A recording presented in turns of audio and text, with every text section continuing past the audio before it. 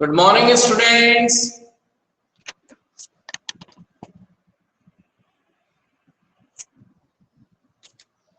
Good morning.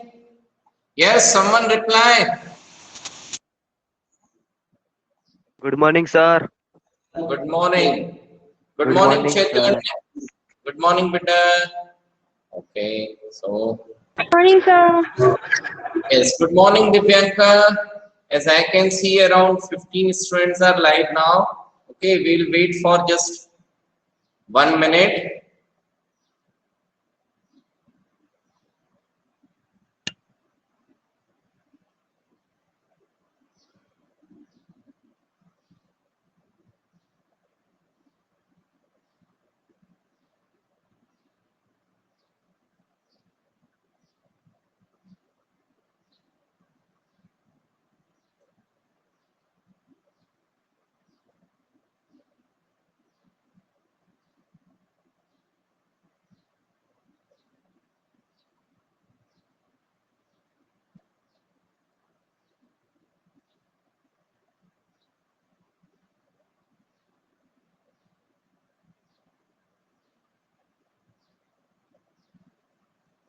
Yes, okay. So just a minute. Let me share the screen first.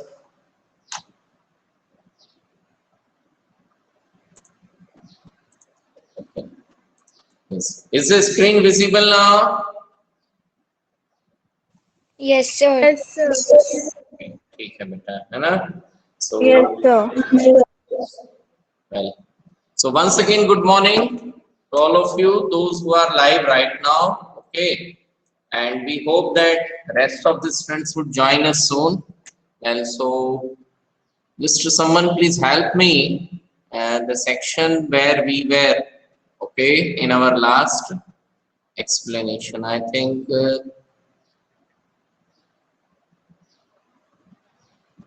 we have started with this section. Okay, farming in Palampur, land is fixed. Okay, so ये वाला हमने शायद कर लिया था and this we have started. ठीक है? Is there a way one can grow more from the same land? ये वाला सेक्शन कहीं पर था हमारा? Yes, sir. ठीक है, ओके, चलिए. सो इस सेक्शन पर हम लोग कल की तारीख में डिस्कशन रनिंग में थे. ठीक है? So let us have a small recapitulation, है ना? The main reason why farmers are able to grow 3 crops in a year, है ना? साल में 3 crops क्यों ग्रो कर पाते थे? Because of the well developed system of irrigation, है ना?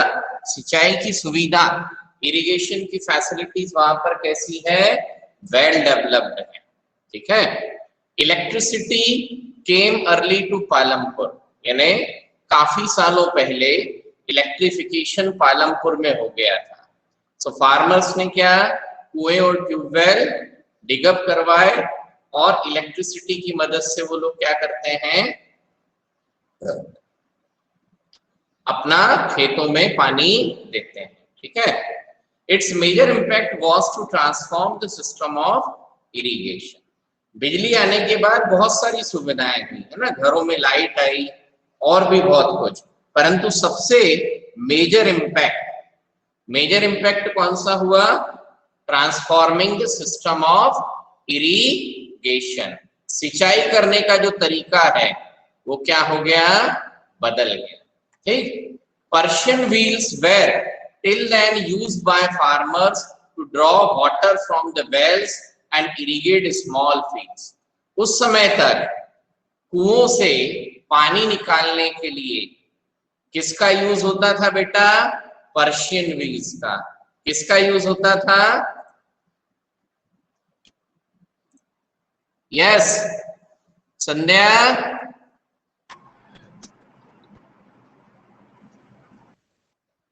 Someone please reply. Yes, sir.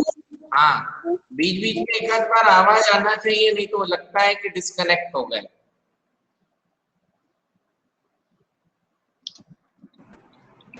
Sir, today I will submit PPT. हाँ हाँ, थैंक यू। चलो, ये एक मैं सिस्टम आप लोगों को बता रहा हूं। This is what the Persian wheel, ठीक है। This is what Persian wheel method, ठीक है। अभी इसको ध्यान से देखना।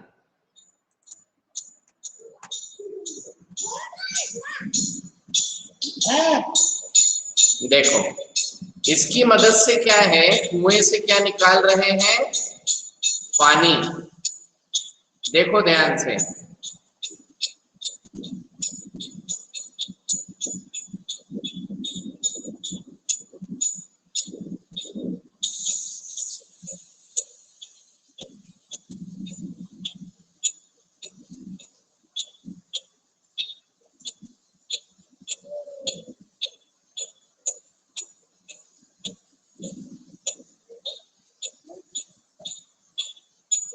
समझ में आया what is this?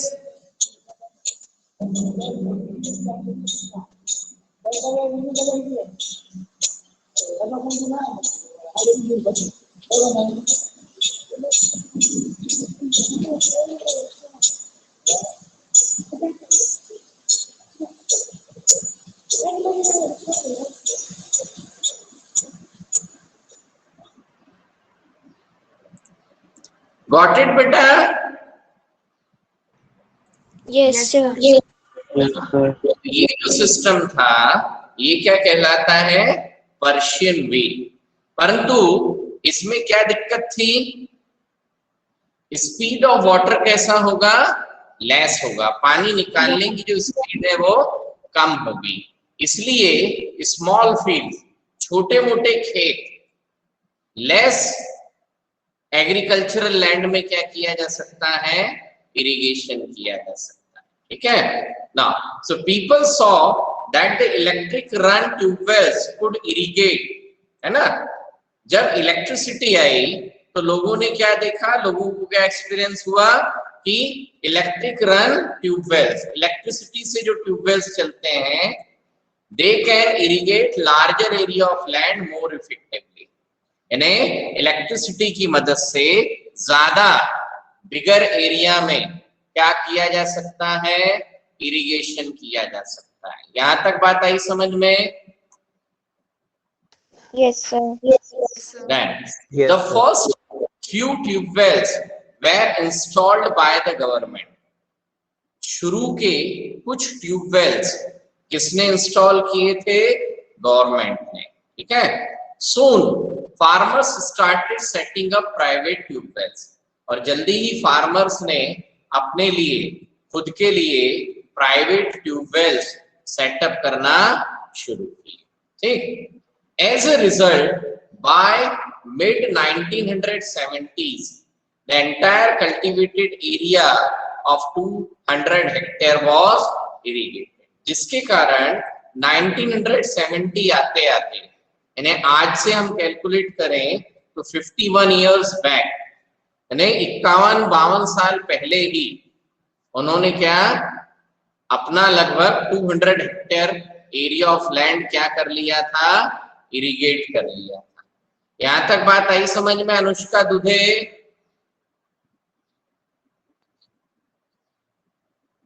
Siddharth Kaur? Yes, sir. Okay, अभी यहाँ पर थोड़ा सा हम एक दूसरा सेक्शन पढ़ रहे हैं, है ना। सो जो पालमपुर विलेज है, पालमपुर विलेज में सिचुएशन क्या है कि they are having high levels of irrigation, है ना। वहां पर इरिगेशन फैसिलिटीज कैसी है, अच्छे से अवेलेबल है। क्या अवेलेबल है, अच्छे से अवेलेबल है, ठीक है ना। इरिगेशन फैसिलिटीज कैसे अवेलेबल है, अच्छे से, ठीक। परंतु कंट्री में बहुत सारे विलेजेस ऐसे हैं जहां पर इतना अच्छा लेवल ऑफ इरिगेशन अवेलेबल नहीं, ठीक है। So not all villages in India have such high level of irrigation. है ना, ठीक है। इंडिया में मैक्सिमम विलेजेस में इतनी अच्छी इरिगेशन फैसिलिटीज अवेलेबल नहीं है, ठीक। Apart from the riverine plains, coastal regions in our country are well irrigated. अब रिवराइन प्लेन मतलब, रिवराइन प्लेन मतलब Land नदी, formed by the river sediments. हाँ, यानी जो इसको हम कह सकते हैं कि रिवर वैलीज के जो एरिया है, कौन से, River valleys. रिवर, ठीक है, जो रिवर वैलीज वाले एरिया है वहां पर इरिगेशन फैसिलिटीज बहुत अच्छी अवेलेबल है। और कोस्टल रीजन, कोस्टल रीजन मतलब समुद्र के किनारे के जो इलाके हैं, ठीक है, सो वहां पर क्या है, they are having the irrigation facilities in a proper way. यहां तक बात आई समझ में? Yes sir. Okay. In contrast, plateau regions such as the Deccan Plateau, okay, have low levels of irrigation. उसके कंपैरिजन में डेक्कन प्लेट्यू में इरिगेशन लेवल कैसा है, कम है, ठीक है।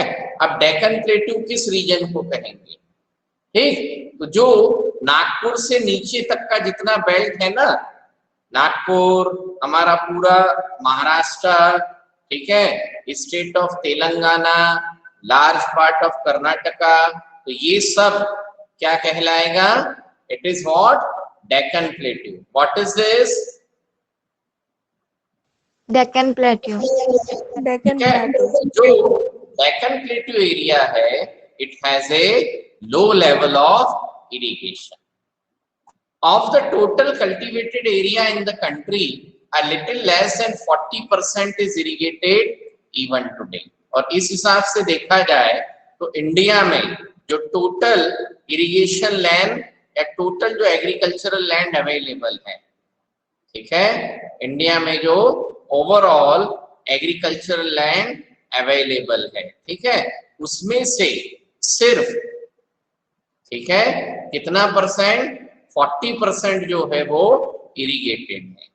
बाकी के 60% फार्मर्स अपनी खेती बाड़ी के लिए किस पर डिपेंड करेंगे बेटा, दे डिपेंड ऑन रेनफॉल। यहां तक बात आई समझ? Yes, sir. So to grow more than one crop on a piece of land during the year is known as multiple cropping, है ना। तो अब यदि फार्मर को क्या करना है, सेम पीस ऑफ लैंड पर, खेती की जमीन तो उतनी ही है, उसे क्या करना है, अपना एग्रीकल्चरल प्रोडक्शन इंक्रीज करना है, तो फार्मर क्या करेगा, ठीक है। तो what the farmer is suppose to do, the farmer is to grow a multiple cropping, यानी एक ही साल में, ठीक है, अलग अलग फसलें लेना। So that is known as what, multiple cropping. यहां तक बात आई समझ में? Yes, sir. Yes, sir. Now this could be asked as a objective type question, है ना, what is multiple cropping? Okay, so what is multiple cropping? To grow more than one crop on a piece of land during the year is known as multiple cropping. Now, it is the most common way of increasing production on a given piece of land. यानी fix land यदि है कि मेरे पास तो भैया 5 एकड़ जमीन की है, तो मैं क्या कर सकता हूं, उसी 5 एकड़ जमीन से ज्यादा, है ना, एग्रीकल्चरल प्रोडक्शन कैसे ले पाऊंगा, तो कैसे ले पाऊंगा कि मैं साल में 2 या 3 फसल उस पे लगाऊं, that is what multiple cropping. So all farmers in Palampur grow at least 2 main crop, 2 main crop तो ग्रो करते हैं। Many farmers have started growing potato as a third crop in the past 15 to 20 years, पिछले 15 से 20 years में farmers ने एक तीसरी crop भी ग्रो करना शुरू करी है. And what is that third crop? That third crop is a potato. Okay, now just a minute. Okay, so this section is over now.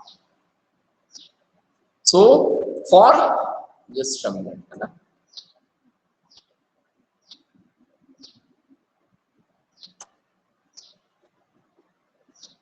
So yes, just a minute. ठीक है, यहाँ पर हमें एक टेबल दिया हुआ है. क्या दिया हुआ है?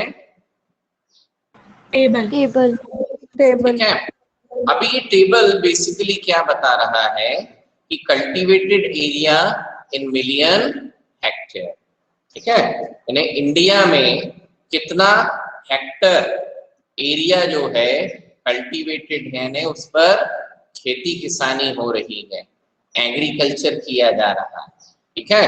So if you see the figure 1950-51 में, है ना, 1950-51 के आसपास टोटल कल्टीवेशन एरिया कितना था? 129. Sir, in my book, this table is on different. So what is the data given? Sir, 1950, 120 million, like 1960, then 130 million hectare, like that. अच्छा, ठीक है. चलो अपन तो फॉर एग्जांपल ले लेते हैं ना. Okay, sir. फिर उसका करेक्शन में अभी फिर लेटेस्ट बुक फिर से चेक करता हूँ. ठीक है.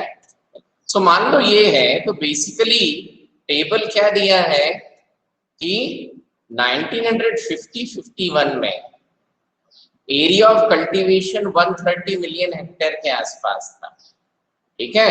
51 से 90, 40 सालों में बढ़कर 157 के आसपास हुआ. और उसके बाद ये एरिया लगभग कैसा है? स्टेबल है. कैसा है? Stable. स्टेबल. अब इसका मेन रीजन क्या है? तो इसका मेन रीजन ये है कि एग्रीकल्चरल एरिया एक्सपांशन तो हुआ. ऐसा नहीं है कि नए खेत नहीं बने, नए खेत बने. नए खेत बने तो एग्रीकल्चरल लैंड इंक्रीज हुआ होगा. क्या इंक्रीज हुआ? Agricultural land. ठीक है. परंतु जितने नए खेत बनाए गए, नया एग्रीकल्चरल एरिया इंक्रीज किया, उतना ही ऑलरेडी जो एग्रीकल्चरल एरिया था वो क्या होना शुरू हुआ? रिड्यूस हुआ. किसके कारण?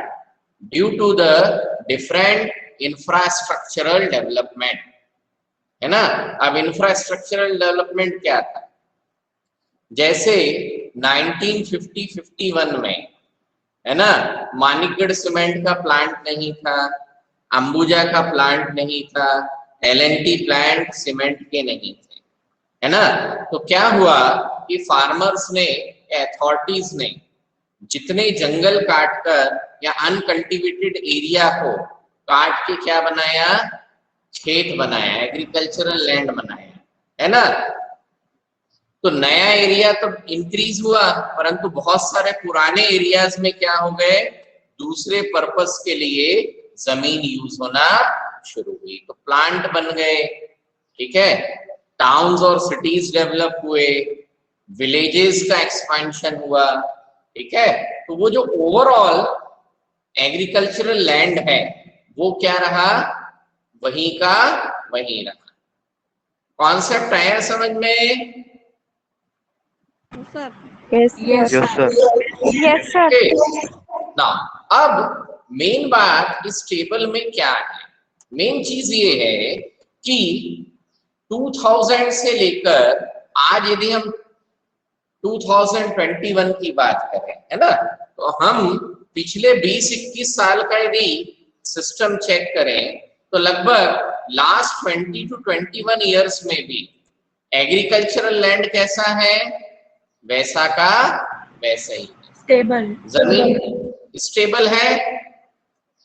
Yes, sir. Yes, sir. है ना।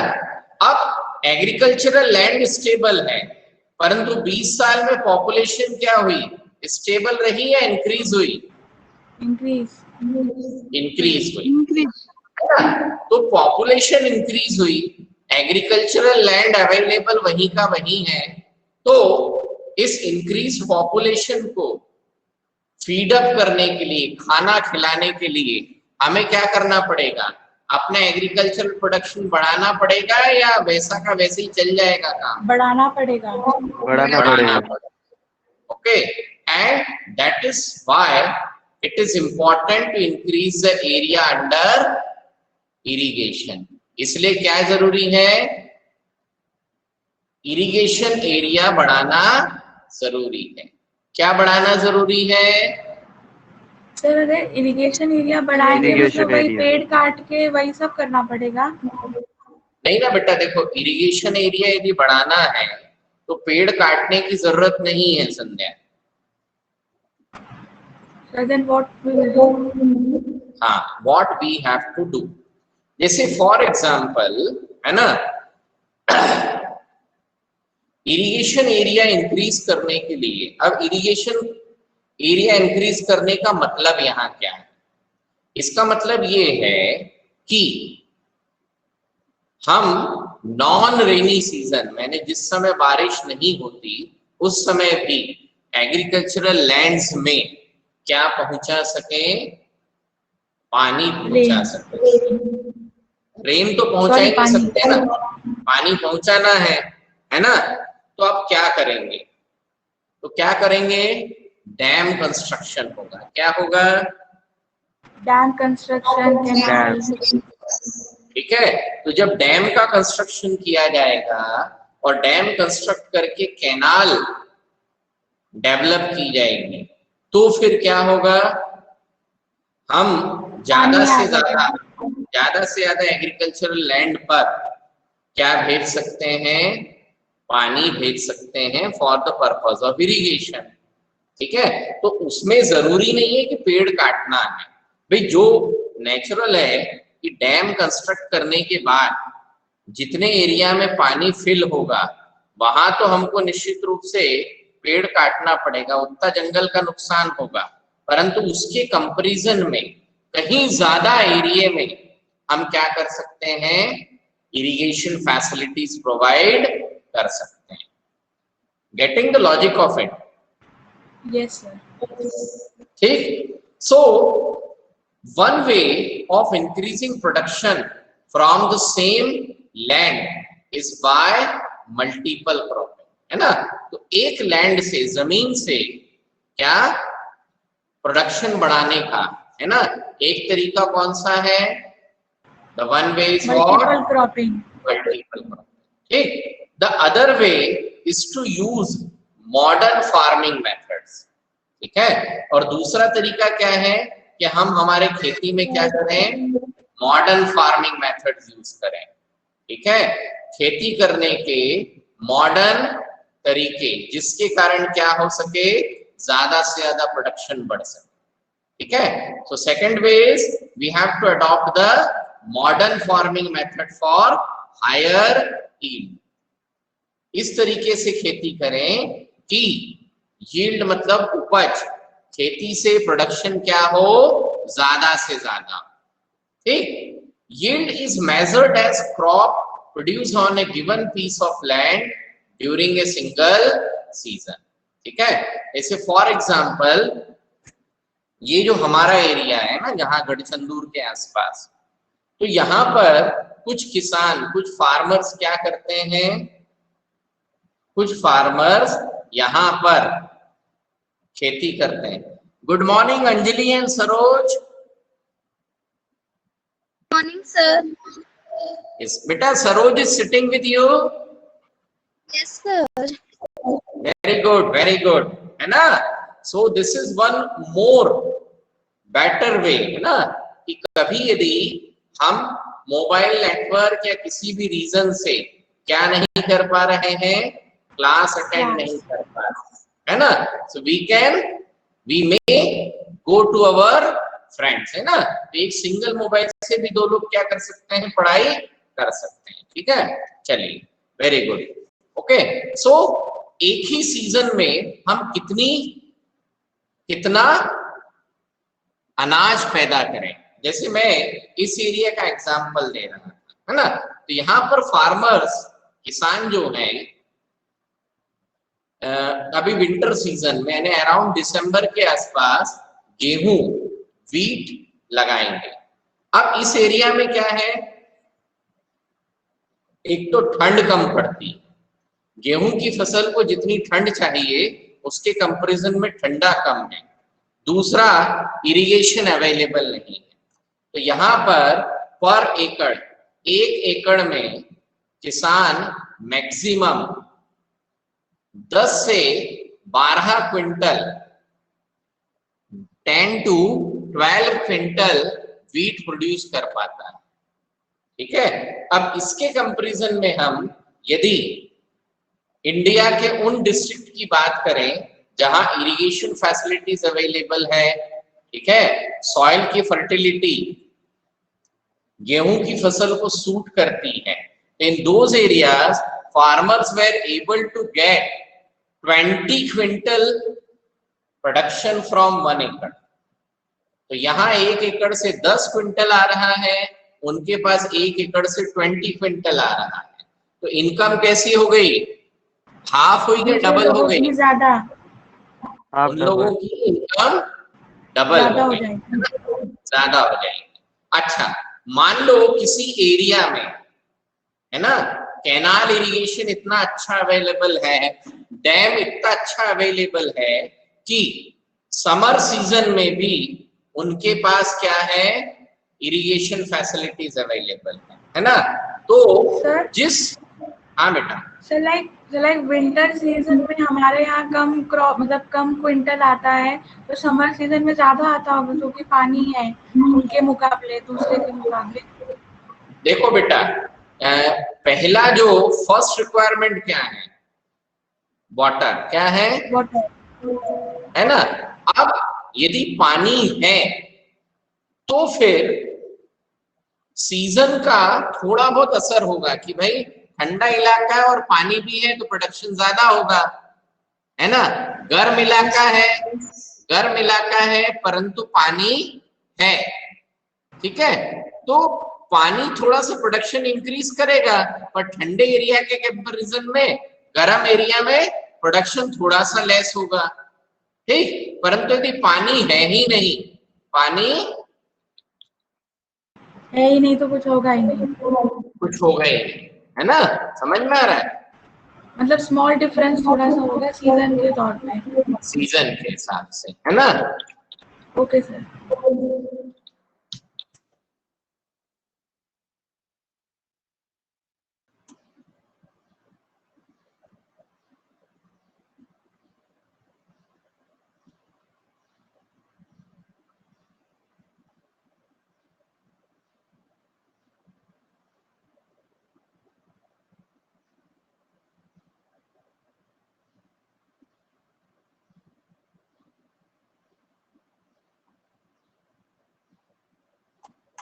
Just a minute.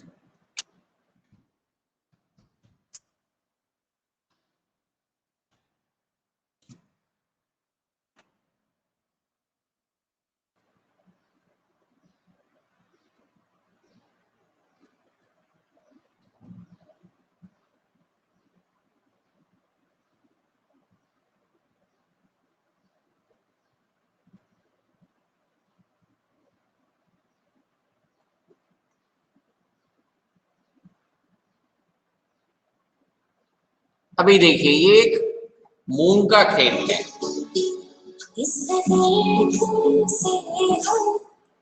है ना। काहे का है ये, मूंग का। और ये जो है इतना हरा भरा खेत कौन से सीजन का है, Rainy. Rainy season, not rainy, it is during the summer season. Summer, हाँ, सीजन क्यों है, क्योंकि इस एरिया में समर सीजन में भी क्या चलता है, कैनाल इरिगेशन चलता है। क्या चलता है, canal irrigation. Canal irrigation. Canal irrigation Irrigation. से the farmers were able to grow these type of crops, okay, even during the summer season. समझ में आया? Yes sir. Yes, sir. ठीक। सो यदि कैनाल इरिगेशन है, क्या है, कैनाल इरिगेशन। कैनाल इरिगेशन है, तो क्या होगा, farmers were able to grow crop even during the summer season. ठीक है, चलिए। So till the mid 1960s, अब मिड 1960s मतलब 1965 के आते आते the seeds used in cultivation were traditional one with relatively low yield। यानी 1965 तक फार्मर्स क्या करते थे, ट्रेडिशनल सीड्स, पुराने बीज, इस प्रकार के बीज, इस प्रकार के सीड्स की क्रॉप लेते थे जिनकी उपज या पैदावार कैसी थी, कम थी। इतनी बात आई समझ में? Yes sir. Yes, Yes, sir. Yes, So, sir. traditional seeds Yes, needed sir. less irrigation। जो ट्रेडिशनल सीड्स थे, ठीक है, जो ट्रेडिशनल सीड हैं, जो पुराने बीज हैं, उनमें एक स्पेशलिटी क्या थी कि दे नीडेड लेस इरिगेशन। उनको इरिगेशन कैसा लगता था, कम लगता था। Less. कम पानी में भी वो फसल पैदा हो जाती थी। ठीक। Then farmer used cow dung and other natural manure as fertilisers. All these were readily available with the farmers who did not have to buy them। है ना, जो ट्रेडिशनल सीड था, एक फसल पैदा हुई, है ना, उसमें से कुछ फसल जो है अगले साल के लिए उन्होंने घर में रख ली, तो वो क्या हो जाएगा, उनका नेक्स्ट ईयर का सीड हो जाएगा। ठीक है। फिर जो एनिमल्स वगैरह है घर में, मिल्क एनिमल है, देन बुलक्स हैं, है ना, उनसे क्या natural fertiliser that is manure बन जाता है। तो फार्मर्स को ये सारी चीजें मार्केट से खरीदने की जरूरत नहीं पड़ती। देन इन 1960, परंतु इन सब चीजों में एक समस्या जो थी वो क्या थी कि लो यील्ड मतलब एग्रीकल्चरल प्रोडक्शन कैसा था, कम था। एग्रीकल्चर प्रोडक्शन कैसा था, सर कम था, पर पैसा भी कम ही में हो जाता था। हाँ वो तो है, पर अब समस्या क्या थी, समस्या ये थी कि हमारे कंट्री की पॉपुलेशन बहुत तेजी से इंक्रीज हो रही, बढ़ रही थी, है ना, और हमारे कंट्री का जो सबसे अच्छा इरिगेटेड एरिया जो था वो 1947 में बंटवारे के समय कहाँ चला गया, पाकिस्तान में। तो हमारे यहाँ अनाज की क्या होना शुरू हुई, कमी हुई। तो अब क्या है कि खर्चा कम लगे, जैसा लगे, ज्यादा लगे, पर अल्टीमेटली हमें क्या चाहिए, प्रोडक्शन ऑफ क्रॉप्स ज्यादा चाहिए। ठीक है। तो क्रॉप प्रोडक्शन को इंक्रीज करने के लिए, किसको इंक्रीज करने के लिए, क्रॉप प्रोडक्शन के लिए अच्छे सीड्स चाहिए, है ना। तो वो एक पूरा का पूरा सिस्टम गवर्नमेंट ऑफ इंडिया ने इंट्रोड्यूस किया कि हम किस तरीके से इंडिया में एग्रीकल्चरल प्रोडक्शन क्या कर सकते हैं, इंक्रीज कर, how could be increase the agricultural production. ठीक है। तो वो एग्रीकल्चरल प्रोडक्शन इंक्रीज करने के लिए क्या किया गया, गवर्नमेंट ने एक कॉम्प्रिहेंसिव, बड़े लार्ज स्केल पर एक प्रोग्राम या सिस्टम स्टार्ट किया, ठीक है, और वो प्रोग्राम या सिस्टम क्या कहलाता है? Green revolution. इतनी बात आई समझ में? Yes, sir. Yes, sir. Yes, sir. The government has introduced a comprehensive यानी बहुत लार्ज स्केल पर, बड़े स्तर पर एग्रीकल्चर प्रोडक्शन इंक्रीज करने के लिए एक प्रोग्राम स्टार्ट किया, and that is known as what? Green revolution. Okay, so the government has started the green revolution in late 1960. Introduced the Indian farmer to cultivation of wheat and rice using high yielding variety of seeds. ठीक है, so उस programme में सबसे पहले किस पे ध्यान दिया? High yielding variety of seeds. ठीक है, चलिए इसके आगे का हम बाद में करेंगे। ठीक है, अब एक छोटा सा प्रोजेक्ट मैं आप लोगों को दिखाना चाहता हूं।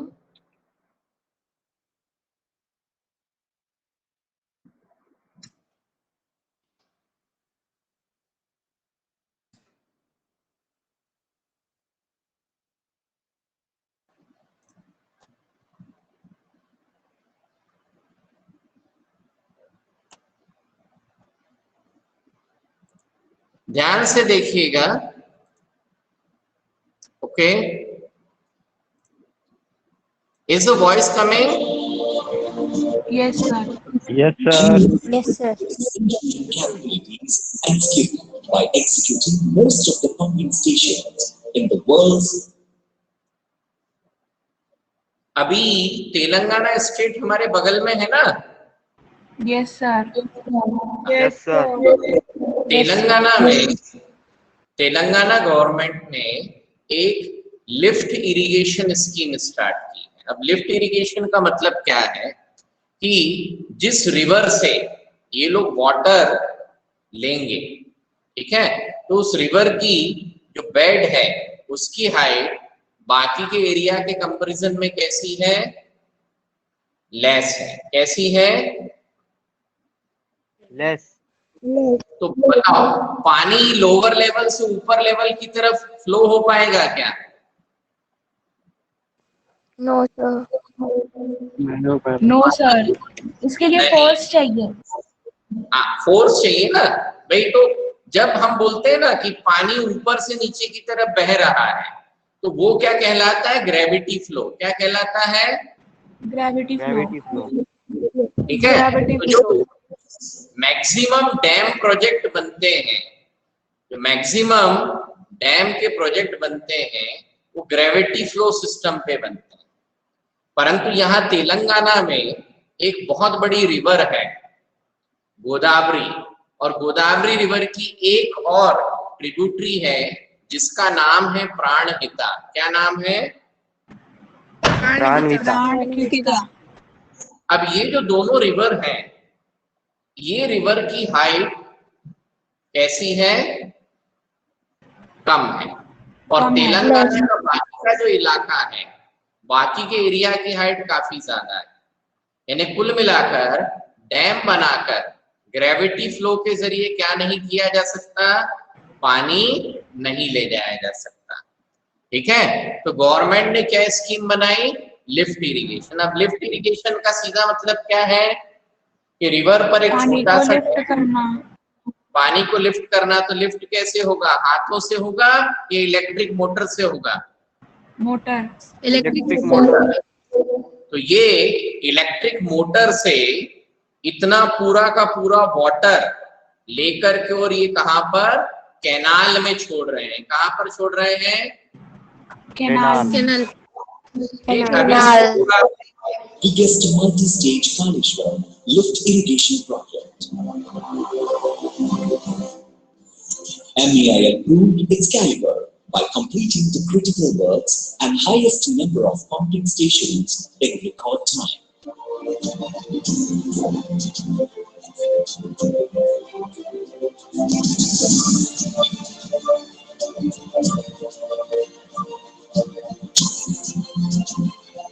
A total of 22 pumping stations with 96 machines constructed. कितने पंपिंग स्टेशंस बनाए हैं इन्होंने? 22. 22. The machines are having a total capacity of 4,680 megawatts installed for this mega project. Out of the total, MEIL built 15 pumping stations with 89 machines having a capacity of 3,840 megawatts. ये जो photograph है ना,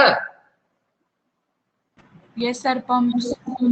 ये pumping stations हैं और इसमें ये जो एक एक पंप मतलब जैसे इलेक्ट्रिक मोटर है ना खेतों में ट्यूबवेल में देखी होगी। Yes sir. यस सर, देखा सर।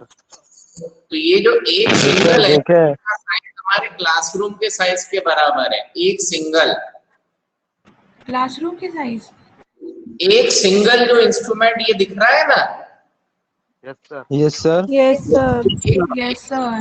पंप का साइज हमारे क्लासरूम के साइज के बराबर है और ऐसे नंबर ऑफ पंप जो है एक पंपिंग स्टेशन पर है। Out of the completed 10 pumping stations, 9 pumping stations are built by MEIL. MEIL built 15 of the pumping stations, and out of them, 4 are underground and 11 on the surface. MEIL installed a total of 3,840 megawatts capacity. Machines can pump 2 TMC of water per day. The highest capacity pumping stations are built in underground. Gayatri, Package 8, Annapurna, Package 10, Ranganayaka Sagar, Package 11, Mallanasagar, Package 12. Pump houses are in underground and built by MEIL. The Gayatri Pump House was built in 84,753.2 square feet area. The surge pool and the additional surge pool in this pump house are also world's biggest. The second highest capacity is Ranganayaka Sagar. Ranganayaka Sagar in package 11 has 4 machines with a capacity of 134 megawatts each. A total of 536 megawatts capacity installed with 4 units. After Gayatri Pump House, Ranganayaka Sagar is the world's second biggest capacity pump house. Kondapochanna Sagar Pump House was built as a part of Kaleshwaram Link 4, inaugurated by Chief Minister Sri K. Station President. Sir, all the pumping stations are built underground? No बेटा, उसमें some are built underground, some are on the ground. ठीक है? Okay sir. क्योंकि वो depend करता है situation पर। ये एक छोटा सा वीडियो था, है ना, because we have less time. Okay, अभी आप अंदाजा लगाइए, क्योंकि मैंने इसका पूरा प्रोजेक्ट रिपोर्ट पढ़ा है। ठीक है, तो ये जो लिफ्ट इरिगेशन सिस्टम है ना, इस लिफ्ट इरिगेशन सिस्टम के जरिए government of Telangana is planning to take the water up to 1300 kilometre, 1000 से 1200 किलोमीटर लंबाई तक। ये क्या कर रहे हैं? पानी खींचना चाहते हैं, पानी खींच के ले जाएंगे, है ना। और हमारे यहाँ तो स्थिति ये है कि अमलनाना डैम से मानिकगढ़ की 1-2 किलोमीटर की लंबाई में ही हमारी पाइपलाइन न जाने कितनी बार टूटती फूटती रहती है। Yes sir. होता है, होता है। Yes sir.